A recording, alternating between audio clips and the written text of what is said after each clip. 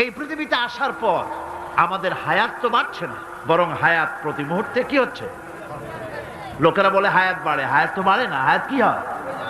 জন্মের পরের থেকে আমার জন্য রিজার্ভ আছে যতটুকুন, 50 বছর বাঁচবো, 60 বছর বাঁচবো, যতটুকুন হায়াত আমার জন্য নির্ধারিত করা আছে, নির্ধারণ করা আছে, প্রতিদিন একদিন করে কমে যেতেছে। এজন্য আমি বলি, আমার বাড়িতে যে ঘড়িটা আছে, এই ঘড়িটা বেলা 1টার সময় ঢং করে একটা আওয়াজ দেয়, শ্রোতাকে শুনিয়ে দেয়, বাড়িওয়ালা তোমার জীবনের মূল্যবান হায়াত থেকে 1 ঘন্টা কমায়া দিলাম। 2টার সময় 2টা ঘন্টা লাগায় শোনায় দিল, বান্দারে তোমার জীবনের মূল্যবান সময় থেকে 2টি ঘন্টা কমে গেল। এমনি করে দিন গেল, মাস গেল, বছর গেল, আমাদের হুঁশ হলো না। সময় চলে গেল তাস খেলে খেলে, সময় চলে গেল আমাদের খেলাধুলা করে, শয়তানি বদমাশি করে। সময় কতটুকুন পেলাম? কিয়ামতের দিন, বিচারের দিনটা যেটা হবে, আল্লাহ রাব্বুল আলামিন বলেন বিচারের দিনটাই লম্বা হবে 50 আলফা সানা মিম্মা তাউদ্দুন। বিচারের দিনটা লম্বা হবে কত বছর? 50,000 বছর। কত বছর? দুনিয়ায় যেভাবে তুমি হিসাব করো, দুনিয়ার গণনা অনুযায়ী হাসরের বিচারের দিনটা হবে 50,000 বছরের মতো লম্বা। এক কিতাবে দেখেছি, তিনি লিখেছেন হিসাব করে, কিয়ামতের ওই দিনটার হিসাবে 50,000 বছর একটা দিন লম্বা। ওই হিসাবে পৃথিবীতে যারা 60 বছর বাঁচলো, সেজন্য আখেরাতে 2 মিনিট দুনিয়ায় বাঁচলো। চিন্তা করেছ? মাত্র 2 মিনিট। 60 বছর যারা হায়াত পেল, 2 মিনিট বাঁচলো। এই 2 মিনিটের জন্য কত হাঙ্গামা, কত মারধর, কত সন্ত্রাস, ক্ষমতার জন্য লড়াই, হ্যান করেঙ্গে ত্যান করেঙ্গে, লাঠিকে আন্দার মুগুর ভরেঙ্গে, শক্তির ঠেলায় অস্থির। আমার বন্ধুগণ, সময় চলে যাচ্ছে স্রোতের মতো করে, কারো জন্য সময় অপেক্ষা করতেছে না। আমাদের মৃত্যু প্রতি মুহূর্তে কাছে চলে আসতেছে। এই জন্য শায়ের বলেছেন, আগাহা আপনি মৌত সে কোই বাশার নেহি, আগাহা আপনি মৌত সে कोई बशर नहीं, सामा सो बरस के हैं पल की खबर नहीं। মৃত্যু সম্পর্কে আমাদের কারো জানা নাই, যে কোনো মুহূর্তে মৃত্যু আমাদের কাছে এসে যেতে পারে। মৃত্যু সম্পর্কে কিছুই জানা নাই, অথচ প্রতি মুহূর্তে আমরা মৃত্যুর দিকে এগিয়ে চলছি। মাল সামান 100 বছর কি ধরে খাবো তাও জমা করে রেখেছি, কিন্তু এক মুহূর্তের খবর নাই। মাহফিলে এসেছি, বাড়ি যেতে পারবো নিশ্চয়তা নাই। আছে? বলেন আছে? আপনি বাড়ি যাও ভালো, বসেছেন, দাঁড়াতে পারবেন, এই নিশ্চয়তা আছে? নাই। সুতরাং সূরার যে সময়ের উপরে কসম করে মূলত সময়ের অপরিসীম গুরুত্ব সম্পর্কে আল্লাহ পাক মানুষকে বুঝাই দিতেছেন। সময়ের দাম দাও। আমাদের সময় চলে যায় গান শুনতে শুনতে, আশ্চর্য মলম বিক্রি করা দেখতে দেখতে, তাস পাশা খেলতে খেলতে সময় চলে যায়, কেউ খেয়াল করে না। সময় বলতে অতীত কালও হতে পারে, আবার বর্তমানও হতে পারে। আর বর্তমান কাল কোনো কালই না। বর্তমান কাল কোনো কাল নয়। প্রতি মুহূর্তে ভবিষ্যৎ এসে বর্তমান হয়, আর প্রতি মুহূর্তে বর্তমান কি হয়? অতীত হয়ে যায়। বর্তমান কাল বলে কোনো কাল নাই, প্রতি মুহূর্তে অতীত হয়ে যাচ্ছে। এই যে আমি মাহফিলে বসছিলাম প্রথম এসে, ওইটা কি এখনো বর্তমান আছে? এই যে বর্তমান কথা বলছি, এটা অতীত হয়ে যাচ্ছে। সুতরাং বর্তমান কাল নাই। আল্লাহ পাক অল আসরের সময়ের কসম করে বলছেন। যদি আমরা চিন্তা ভাবনা করি, তাহলে আমরা লক্ষ্য করব আমাদের আসল মূলধন সময়। আসল মূলধন কি? জীবনের আসল মূলধন কি? সময়। ইমাম রাজি রহমতুল্লাহ আলাইহি এই পর্যায়ে এক বুজুর্গের ব্যক্তির কথা তিনি আলোচনা করেছেন। তিনি বলেছেন যে একটা লোক, তিনি সূরা আল আসর এর ব্যাখ্যা তিনি বুঝতেছিলেন না। ব্যাখ্যাটা কি? এই মাথার মধ্যে ঘুরপাক খাচ্ছিল এর ব্যাখ্যা কি? একবার তিনি বাজারে ঢুকলেন, তারপরে তিনি শুনতে পেলেন বাজারের এক প্রান্ত থেকে একজন চিল্লায় বলতেছে, সেই ব্যক্তির উপরে রহম করো যার পুঁজি গলে যায়, সেই ব্যক্তির উপরে রহম করো যার পুঁজি গলে যায়। উনি চিন্তা করলেন পুঁজি এবার গলে কেমনে, উনি দৌড়ে গেলেন, যায় দেখেন যে ব্যাটা চিল্লাচ্ছে সে হচ্ছে বরফ বিক্রেতা। কি বিক্রেতা? বরফ, বরফ, আইস। এখন এই বরফ বিক্রেতা সে চিল্লায় বলতেছে সেই ব্যক্তির পরে রহম করো যার পুঁজি কি গলে যায়। সূর্যের তাপ বাড়তেছে আর বরফ গলে যাচ্ছে। সে বুঝাতে চাচ্ছে যে আমার এই বরফটা জমাট থাকা অবস্থায় তোমরা কেউ কেনো, যেহেতু আমার পুঁজি তো এর মধ্যে আমি ইনভেস্ট করেছি।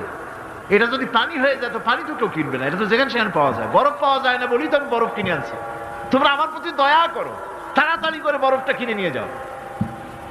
ইমাম রাজি রহমাতুল্লাহ আলাইহি বলেন, বুজুর্গ ব্যক্তি চিৎকার মেরে বললেন আল্লাহু আকবার, আমি কিন্তু এই বরফ বিক্রেতার ঘোষণার মধ্য দিয়ে সূরা ওয়াল আসরের তাফসীর আমি বুঝে ফেলেছি।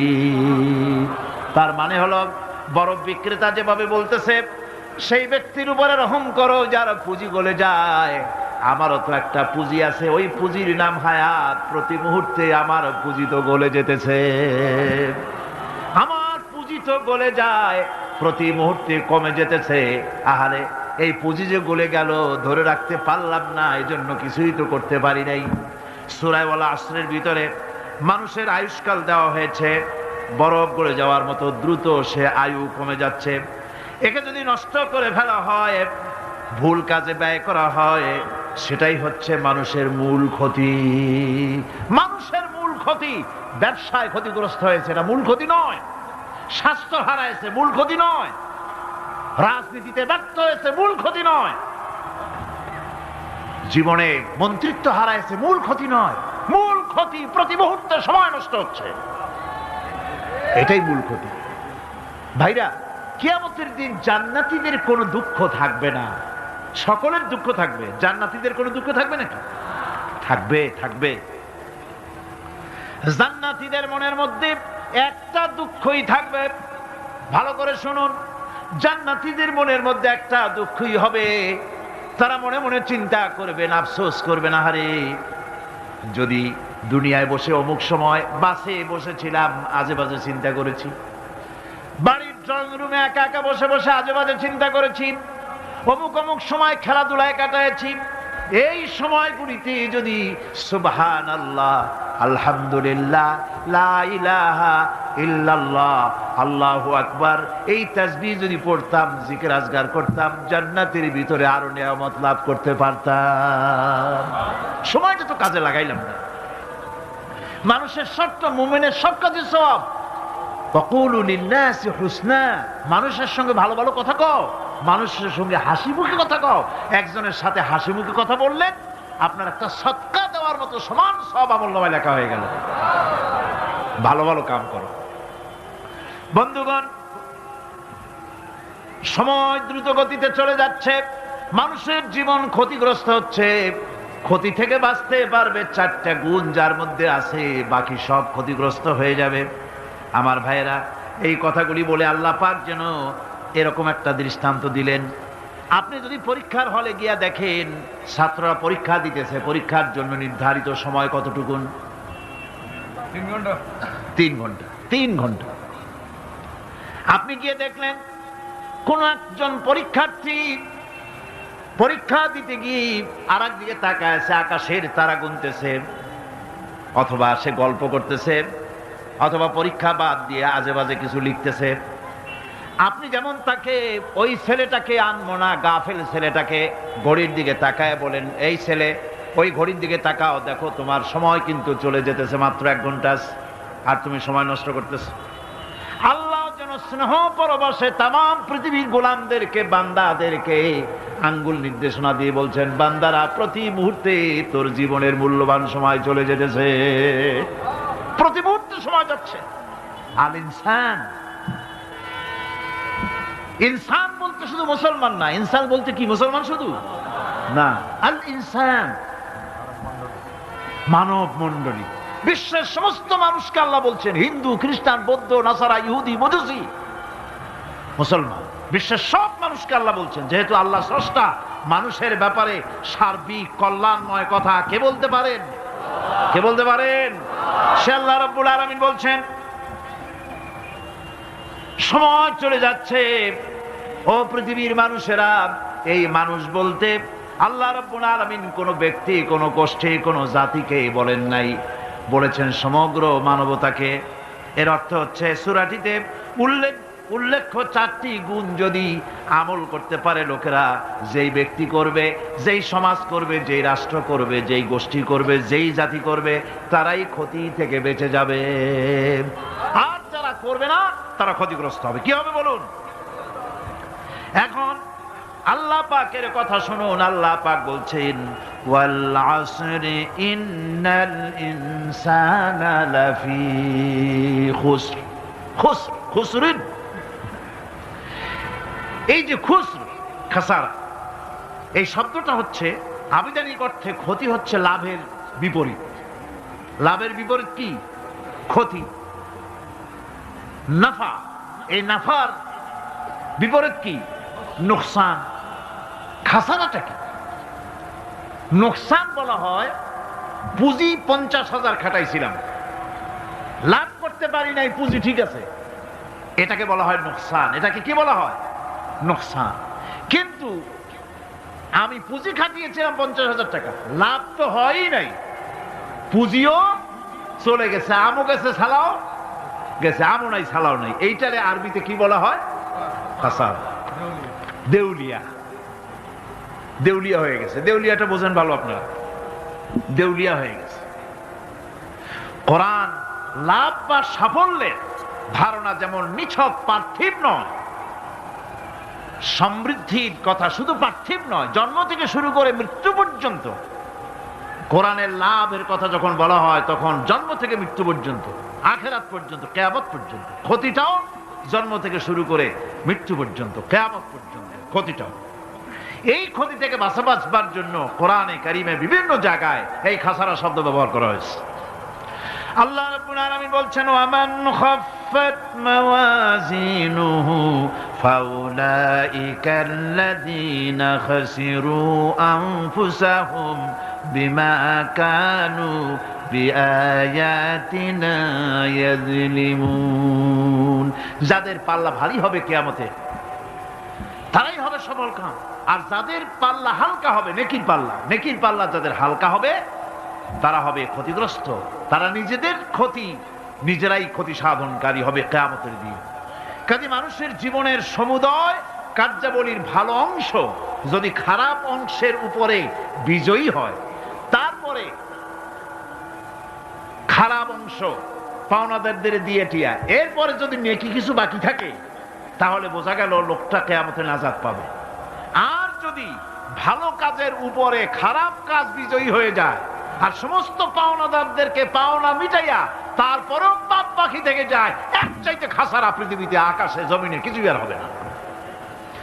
এর থেকে বাঁচার জন্য আল্লাহ পাক, এই খাসারা থেকে বাঁচার জন্যই মানুষকে এই কথা বলছেন। এই কথাটি কোরআনে কারিমের অন্য একটি আয়াতে আরো সুন্দর করে বলা হয়েছে। যারা নাকি এই দুনিয়ার বুকে,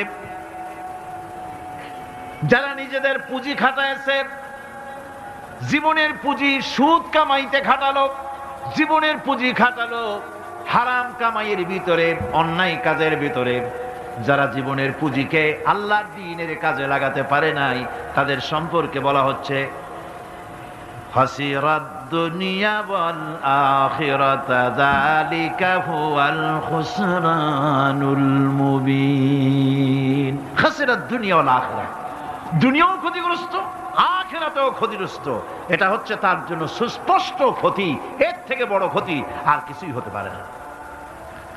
আল্লাহ পাক কোরআনে কারীমে অন্যত্র বলেছেন, وَنُنَزِّلُ مِنَ الْقُرْآنِ مَا هُوَ شِفَاءٌ وَرَحْمَةٌ لِّلْمُؤْمِنِينَ وَلَا يَزِيدُ الظَّالِمِينَ إِلَّا خَسَارًا। আমি এই কোরআন অবতরণের পরিক্রমায় এমন সব বিষয় অবতীর্ণ করেছি যা মুমিনদের জন্য নিরাময় এবং তাদের জন্য রহমত, আর জালিমদের জন্য ক্ষতি ছাড়া আর কিছুই বৃদ্ধি পায় না। জালিমদের জন্য ক্ষতি বৃদ্ধি পায়। আর যারা মুমিন তাদের জন্য এর মধ্যে নিরাময় আছে, এর মধ্যে রহমত আছে। অর্থাৎ যারা এই কোরআনকে যারা নিজেদের আইনের কিতাব হিসাবে গ্রহণ করেছে, কোরআনকে তাবিজের কিতাব হিসাবে নয়, ধর্মীয় কিতাব হিসাবে নয়, কোরআন সংবিধান। কোরআন কি? কোরআনকে যারা সংবিধান হিসাবে মেনে নিয়েছে, কোরআনকে যারা সংবিধান হিসাবে গ্রহণ করলো, ব্যক্তি, পরিবার, সমাজ, রাষ্ট্রে তাদের যাবতীয় মানসিক, বুদ্ধিবৃত্তিক, নৈতিক, তামাদ্দুনিক রোগের নিরাময় হবে, এর দ্বারা শান্তি হবে। কিন্তু যেসব জালিম এই কোরআনকে প্রত্যাখ্যান করেছি, কোরআনকে যারা মৌলবাদীদের কিতাব বলে, কোরআনের কথা বললে মৌলবাদ বলে গাল দেয়, তারা তাদের কপালকে পোড়াইয়া ছাই বানাইয়া দিছে, তাদের কপাল ভস্মীভূত করে দিয়েছে। আমার দেশে, এই দেশটা কি মুসলমান বেশি না অন্য জাতি বেশি? কোন? জোরে কোন? মুসলমান সবচেয়ে। খুব লক্ষ্য করে শোনেন, এই দেশে সবচেয়ে মুসলমান বেশি, ইন্দোনেশিয়ার পরে। পৃথিবীর দ্বিতীয় বৃহত্তম মুসলিম দেশ হলো কোনটা? বাংলাদেশ।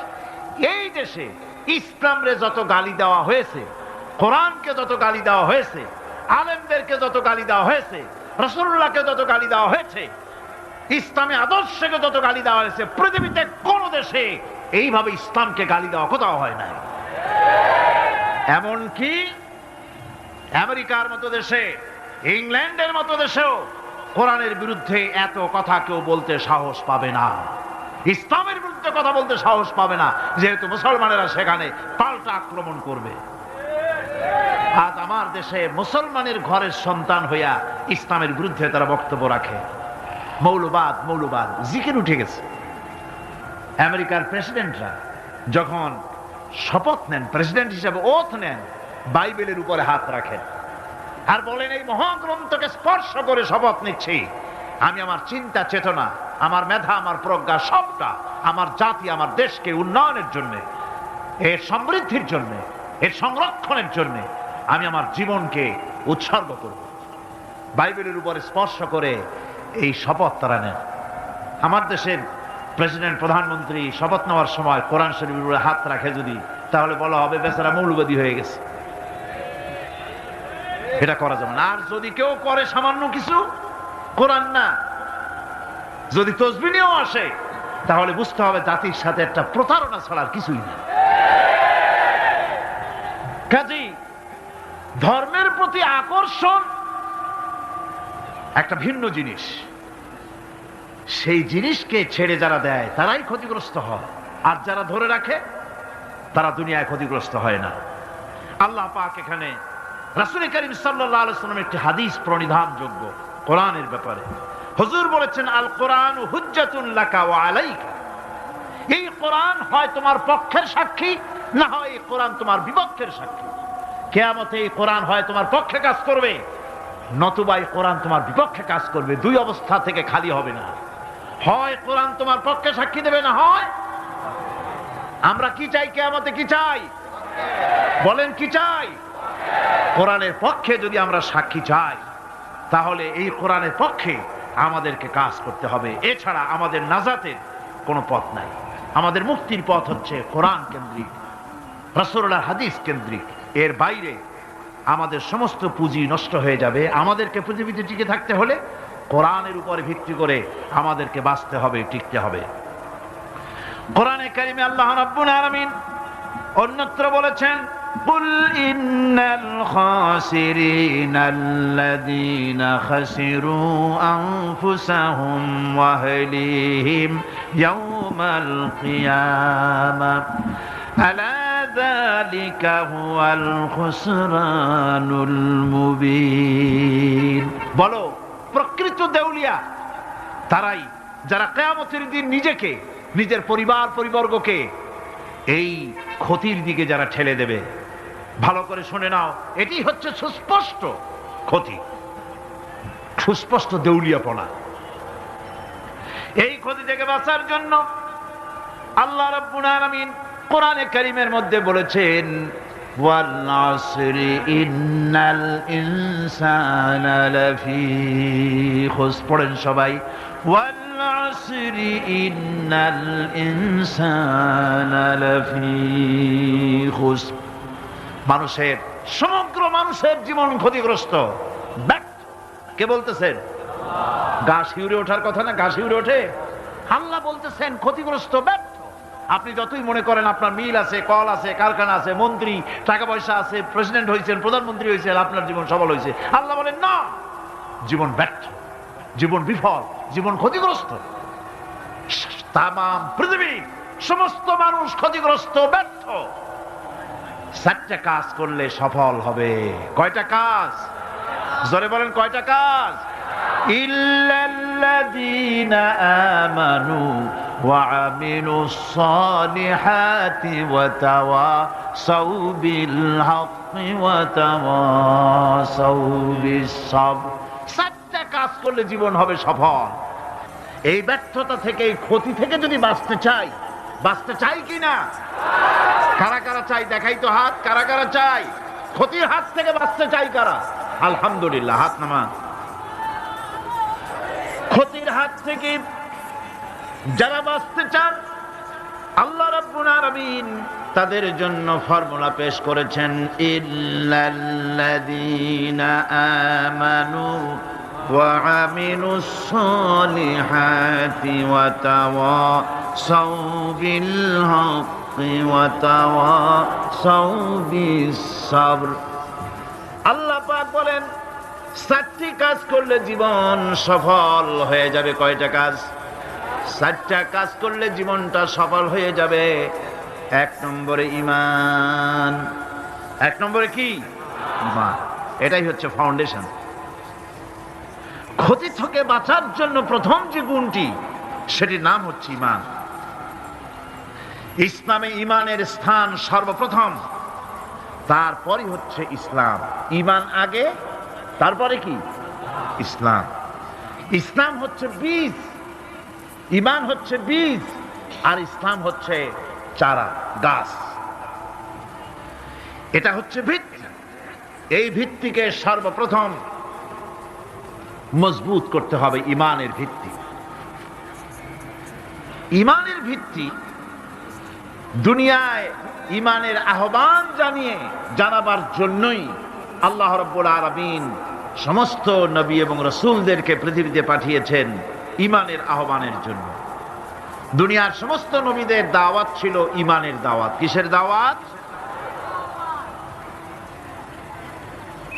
এই ঈমানের দাবিটা আসছে, এই দাওয়াতটা এসেছে আল্লাহর কাছ থেকে। কার কাছ থেকে? দেখুন, পৃথিবীর ভিতরে কোন নবীদের কথার সাথে আরেকজন নবীর কথার কোনো বৈপরীত্য হয় নাই। সমস্ত নবীদের কথা একরকম ছিল। কয় রকম? একজন নবীর সঙ্গে তার বক্তব্যের সাথে আরেকজন নবীর বক্তব্যের কোনো গুণগত মৌলিক কোনো পার্থক্য ঘটে নাই, অসঙ্গতি হয় নাই। কারণ নবীরা, আম্বিয়া আলাইহিমুস সালাম, নিজেরা বানিয়ে কথা রচনা করে তারা মানুষের সামনে পেশ করে নাই। সমস্ত নবীদের কাছে যত দাওয়াত এসেছে, একটা অফিস থেকে এসেছে। সে অফিসটা হচ্ছে কার? আল্লাহ রাব্বুল আলামিনের। তাই দুনিয়ার সমস্ত পয়গম্বরদের দাওয়াত ছিল না ইলাহা ইল্লাল্লাহ, লা ইলাহা ইল্লাল্লাহ, লা ইলাহা, লা ইলাহা ইল্লাল্লাহু মুহাম্মাদুর রাসূলুল্লাহ। এটাই ছিল সমস্ত নবীদের দাওয়াত। কোরআনে কারীম তার ধারক এবং বাহক সম্পর্কে বলে যে তিনি যে দাওয়াত দিয়েছেন সে দাওয়াতটা হলো ঈমানের দাওয়াত। আমাদের নবী তিনি এসে যে দাওয়াত দিয়েছেন সে দাওয়াতটা কিসের?